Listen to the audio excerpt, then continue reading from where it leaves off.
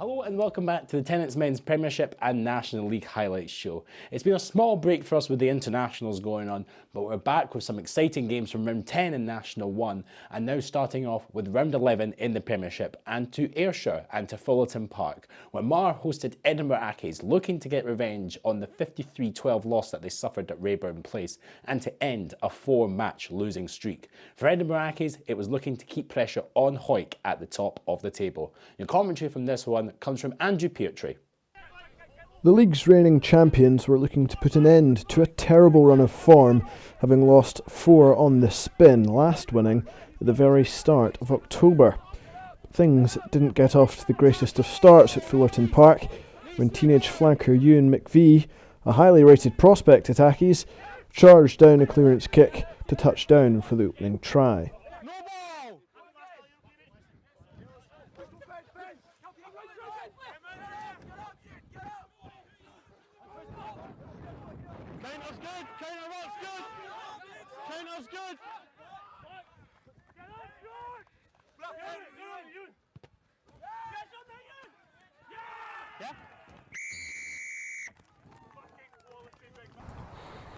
However, 3 penalties from the ever-reliable Colin Sturgeon put them back in front, all the more impressive considering the blustery conditions down in Ayrshire.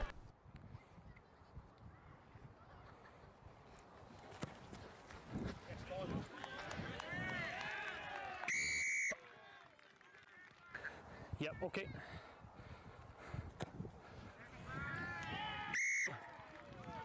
Accies got another break when fullback Vincent Hart intercepted on his own 22 line and showed fantastic gas to beat the chaser and run the length of the field.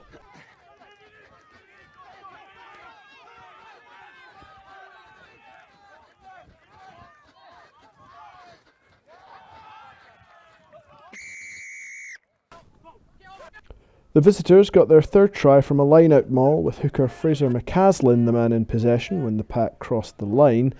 Add 2 conversions from Hart, and Accies looked to be cruising to a famous victory.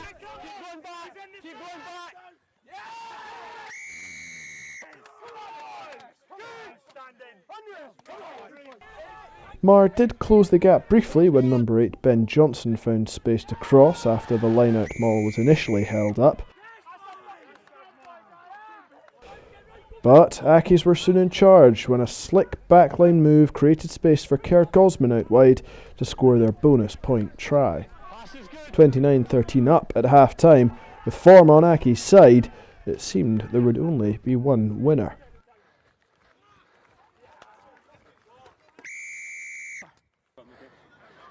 Got 15 seconds.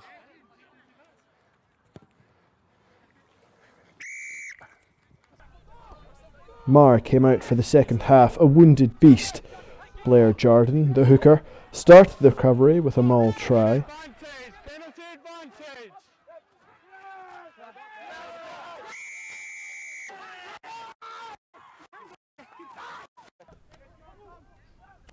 And they continued to roar back when substitute Blair Jacobson was put in for a try, and with Sturgeon's conversion, they found themselves right back in the game, just a point behind.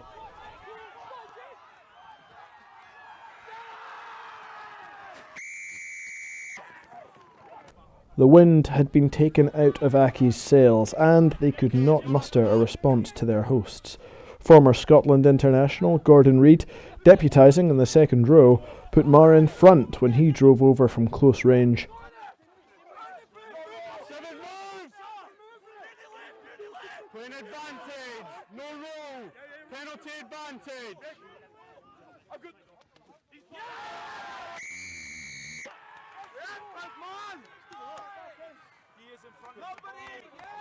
And Jacobson got another, putting the icing on the comeback cake when Colin Ingalls created space for the sub-winger to go over and seal victory.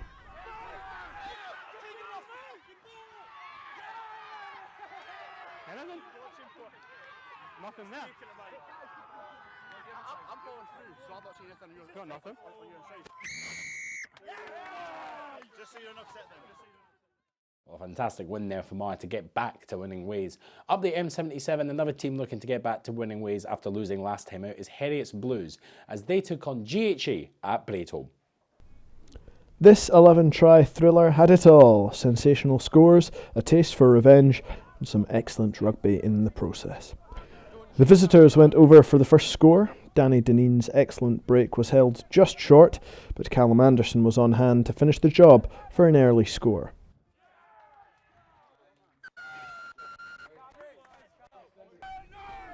GHA hit back with a superb solo score when Luca Bardelli latched onto Emilio Bogadrow's crossfield dink and turned on the afterburners, scorching the earth as he slalomed his way to the line.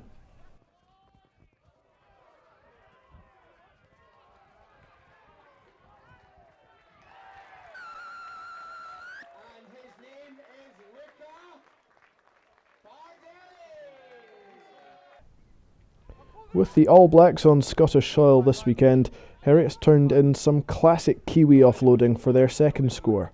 Ross McKnight, Graham Wilson and Sam Wallace were all involved, with the latter eventually going in for the try in the corner.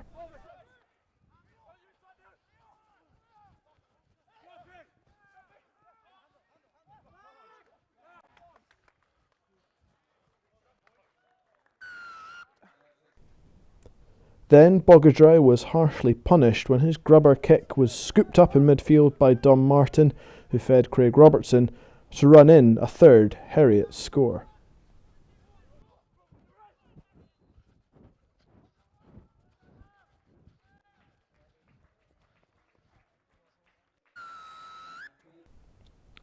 Under-20 international Ross McKnight made exceptionally light work of the GHA defence for the fourth try, cantering past a few green bodies to go in under the sticks.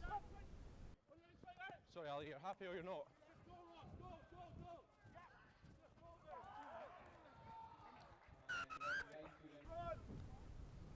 At this point, Heriot had a 23-point lead, but GHA soon got to work reducing the arrears. Archie Falconer was the first to dent the scoreline, touching down after a powerful maul drive. Then Adam Kerr benefited from Walker Graham's break, with the second row crashing over from short range.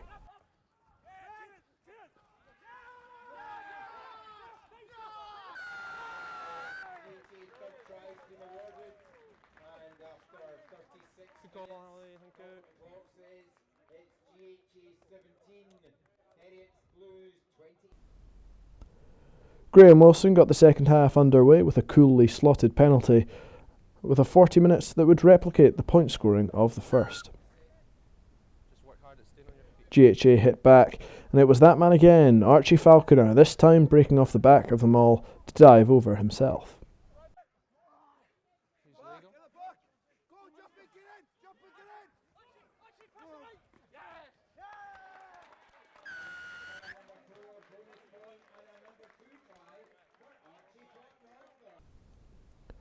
Once more though, Wilson stroked over from the tee and Heriot began to pull away.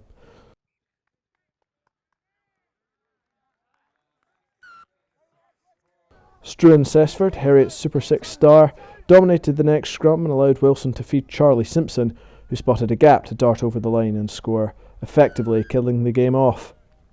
And there was still time for McKnight to get a second, with the ball eventually looping out wide for the big man to dot down in the corner.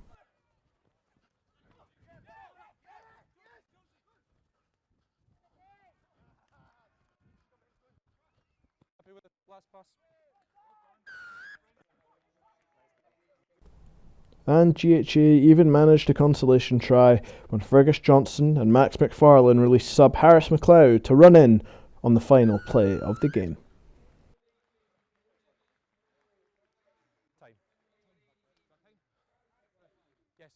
We're looking now at the race for the title and to the final promotion spot. It's been an incredible battle for fourth place between Glasgow Hawks and Selkirk. They met at Balgrey on Saturday. Despite the home side dominating for the first 8 minutes, it would be Selkirk who would get the first try of the match. Craig Jackson's dainty chip allowed Ben Pickles to go over.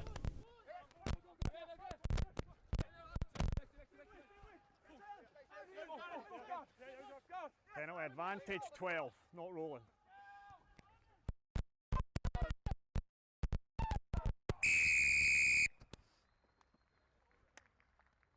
12. A sensational conversion made it 7-0. However, Hawks would answer back. Despite coming close a couple of times, it'd be Ryan Fleet who would score his first try of the match. And from a pick and go situation, Hawks managed to take the lead thanks to East Talk Tactic.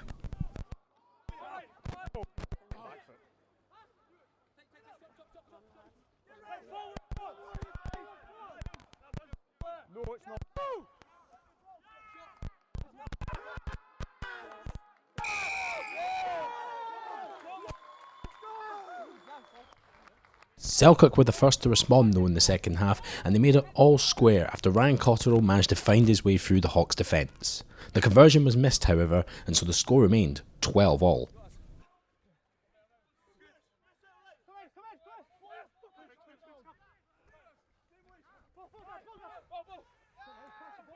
Never on the ball.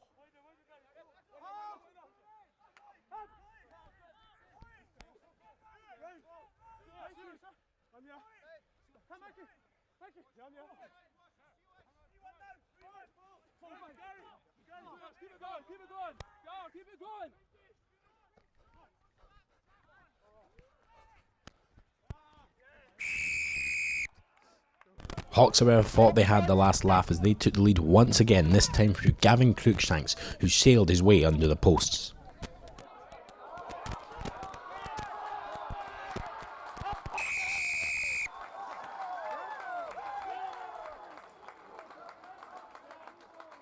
With the score now 19-12, Selkirk looked to get back into it. Josh Welsh did this and reduced the gap to just 2 points.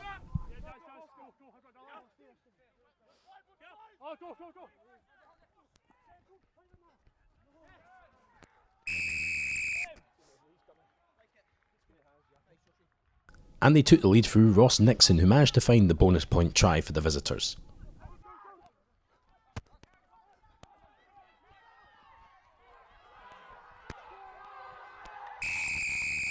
And despite Hawks keeping on the momentum, they could not find that last try, and Selkirk wrapped up a fantastic second half performance as Ben Pickles latched his way onto a wayward pass to go under the sticks unopposed and walk away with the 5 points.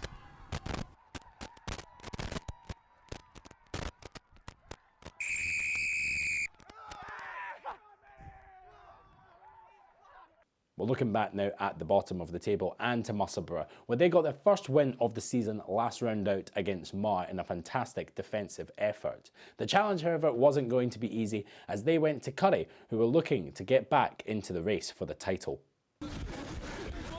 Musselburgh stunned the visitors as they took the lead. Sandy Watt and Finlay Thompson teamed up to send Finn Call crashing over for his first try for the club.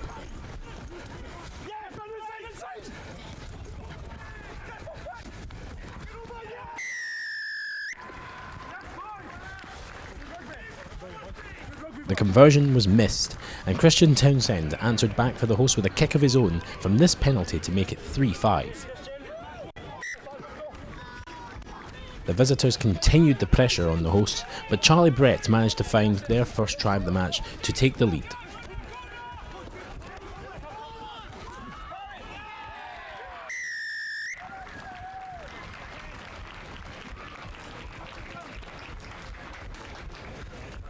And their second followed only minutes after the restart, with Charlie Brett and Jamie Forbes running down to allow the latter to score.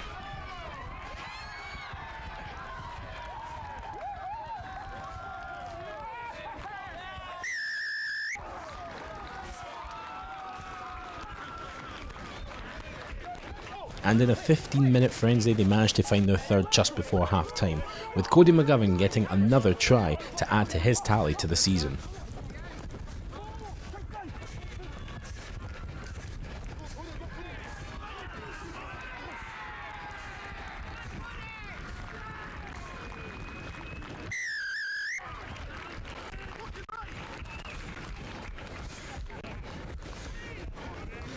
Musselburgh and Currie continued to fight out in the second half with no scores coming for most of the game. However, replacement Ryan Southern managed to slip his way through the Musselburgh defence to score their first try the second half. and the fifth came courtesy of Charlie Brett, who managed to get his second try of the day. With the Accies losing, it now meant that Currie were back up into second and continued to put the pressure on Hawick.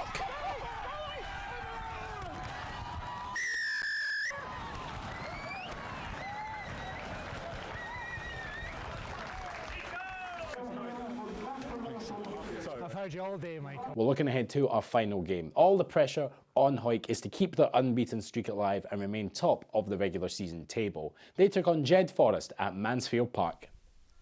It was a tense opening 30 minutes at Mansfield Park, with Hawick having nothing to show apart from a missed penalty attempt at goal by Kirk forward and a yellow card for Super 6 player Fraser Renwick. However, it was Lewis Ferguson that would make the break for Rhys Tate to dodge through the Jed defence and get the opening try of the match. Kirk forward's added conversion meant it was 7-0 to Hawick at the half-time break.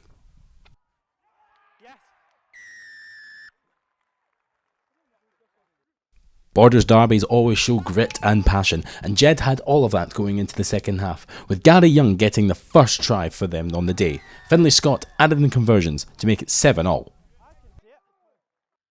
But Hawick responded as they always do. They pushed Jed back to their own 22, and with Andrew Mitchell blasting his way through the defence, it was all down to Lewis Ferguson to get the next try.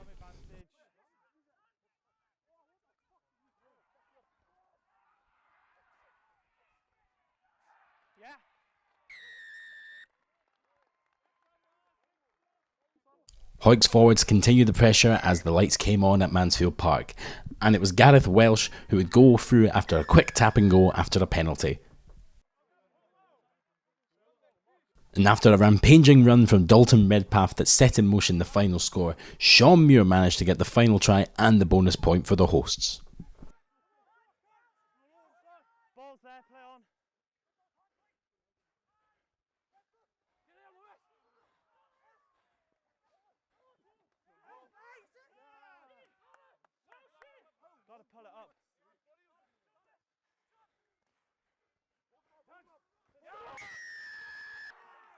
Hawick win the Borders derby at Mansfield Park for the first time this season after the opening day draw with Selkirk and remain unbeaten now in 10 games.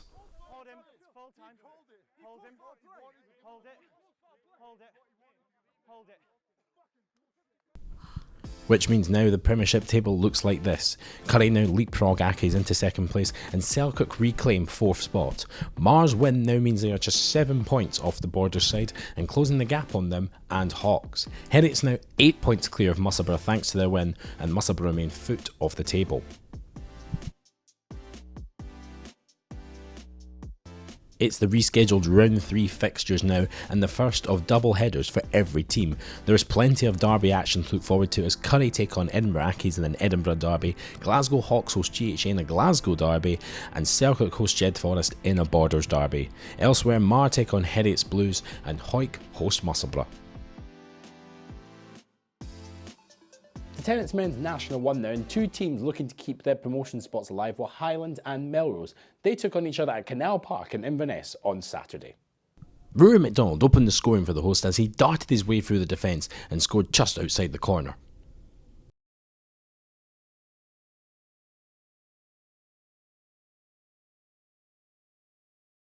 But Melrose's response was quick, and Ben McLean went over from this line-out maul.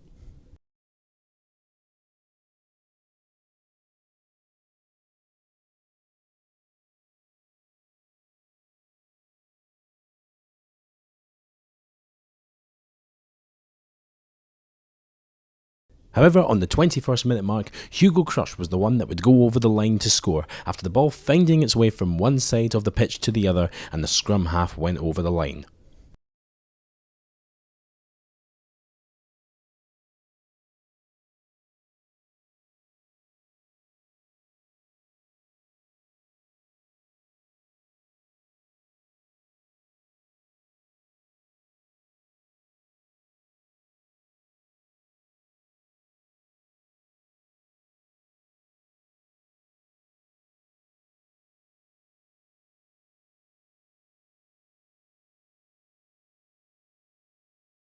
Melrose' response came just shy of the half-hour mark when Struan Hutchinson found his way over the whitewash.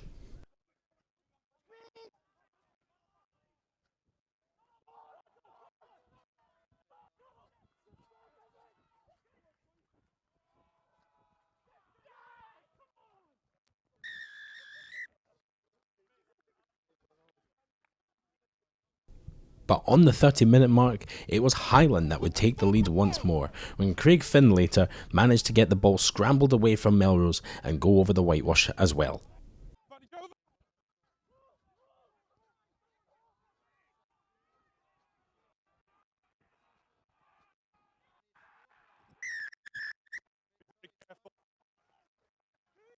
But in a very back and forth game, it would be Struan Hutchinson who would go over for Melrose's next try.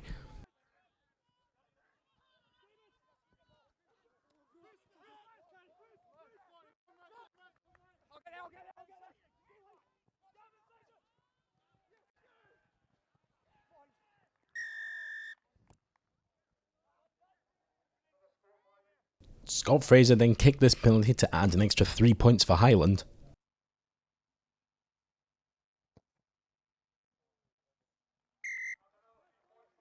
But just before the half-time whistle blew, Hamish Weir went over for Melrose's next try to extend their lead.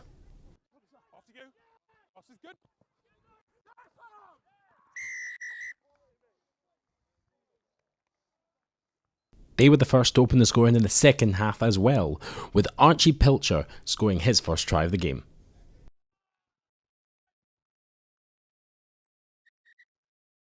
Ben McLean then got his second try of the game as the lead was extended further and they were winning with 36 points on the board.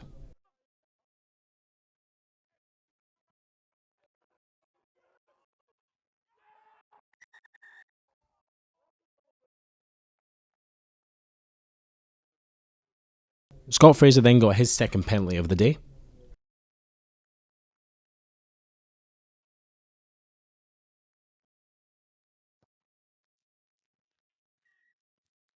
And with the seconds dying down on the clock, they managed to secure 2 points as they got their bonus point try and a losing bonus point. However, it would be Melrose that would be going back down the A9 happy, as they came away with all 5 points.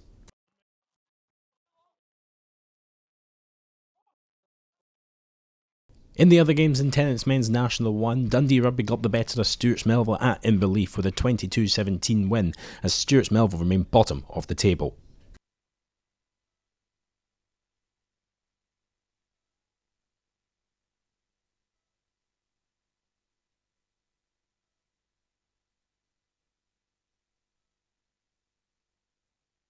In another relegation battle, it was GHK who would storm away with the win against Aberdeen Grammar, winning by 43 points to 12.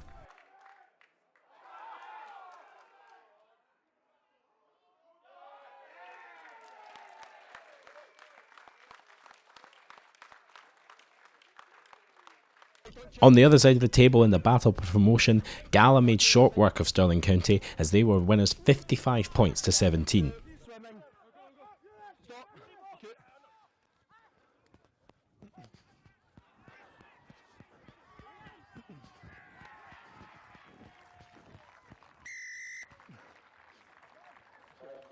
However, Kelso proved why they're top of the table as they walked away with the win 31 points to 15 over Watsonians.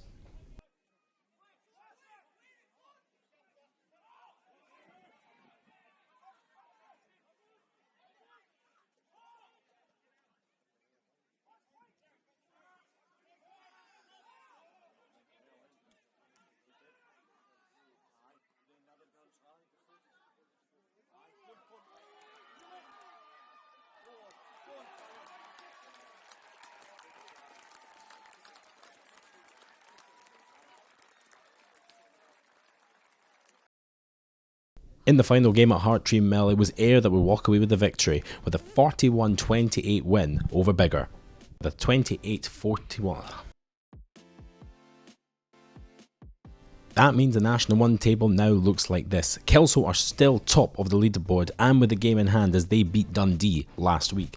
Dundee themselves, however, are now up to 6 as they climb away from the bottom of the table. With GHK's win, that means that Stewart's Melville are now 10 points off safety. In the rescheduled round 2 fixtures, some exciting matches to look forward to. There are 2 derbies to look forward to as Watsonians and Stewart's Melville battle it out at Marrside, while Aberdeen Grammar are hosting Highland in a North derby. Elsewhere, Ayr take on Gala in a 2 versus 3 clash, GHK host Biggar, and Melrose are at home to Stirling County. In Tennent's men's national 1 this weekend, Cartha Queen's Park finally got their first win of the season, and in some style too, as they won 52-7 against Boroughmuir. Newton Stewart have now been dethroned at the top of the table as they lost by 34 points to 20 against Preston Lodge, while Glasgow Accies made short work of Currie to keep their foot into the promotion chase. Which means now that Glasgow Accies are back at the top of the table, with Peebles and Falkirk closely following behind them. Cartha now move up to 10 while Boroughmuir drop down to 11th. Hamilton Bulls as well remain foot of the table and are now some points off safety. There is no National 2 action this week, so we will be back next week for round 10 as Berwick host Preston Lodge and Boroughmuir will look to get back to winning ways against Currie. Cartha Queen's Park will be hoping that their fine run continues as they host Falkirk. Dumfries Saints are away to Glasgow Accies, while Hamilton Bulls host Newton Stewart and Lasswade take on Peebles. And finally, in Tennent's men's national 3, it's same as always for Gordonians as they won 40-0 at Murrayfield Wanderers. Hillhead Jordan Hill also had a comfortable win, winning 59-15 over Perthshire. West of Scotland defeated Allen Glens in a close match, while Strathmore beat Royal High by 45 points to 19. Howard Fife vs Greenock Wanderers was abandoned due to an injury and will be rescheduled to a later date. This means then that there's not much change in the table as Gordonians are still ahead, now ahead by a point against West of Scotland. Hillhead Jordan Hill also are climbing away from Allen Glens. At the bottom of the table though, Murrayfield Wanderers are now on their losing run and will look to get back to winning ways to keep their place in National 3 next year. There is no National 3 rugby this weekend, so we are back next weekend as well, where Allen Glens will take on Howard Fife and Gordonians host Orkney. Royal High will also host Hillhead Jordan Hill, while Perthshire take on Murrayfield Wanderers, and elsewhere Strathmore take on Greenock Wanderers and Whitecraigs are hosting West of Scotland. That is it for another weekend of Tennent's men's Premiership and National League action. We will be back next week where we'll round up all the action from the games happening this weekend. And don't forget as well that Argentina are here as they take on Scotland in the final Autumn Nations Series match. We hope to see you at your clubs or here, and we will see you next week. Thank you for watching.